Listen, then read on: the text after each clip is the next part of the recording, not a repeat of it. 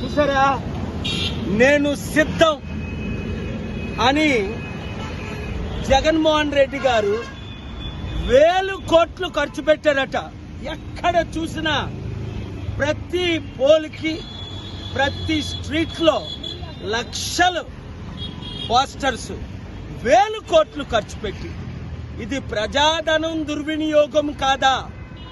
నిరుపేదలకు ఇవ్వడానికి డబ్బులు లేవు, మహిళలకు ఇవ్వడానికి డబ్బులు లేవు, అంగన్వాడీ వాళ్ళకి ఇవ్వడానికి డబ్బులు లేవు, టీచర్స్కి ఇవ్వడానికి డబ్బులు లేవు, శాలరీలు టైంకి ఇవ్వడానికి డబ్బులు లేవు, రోడ్లు వేయడానికి డబ్బులు లేవు, అభివృద్ధి చేయడానికి డబ్బులు లేవు.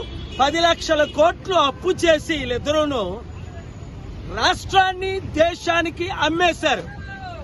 పాలన రావాలి, పాలన మారాలి, చిత్తుగా మోదీ తొత్తుల్ని ఓడించాలి అంటే 7569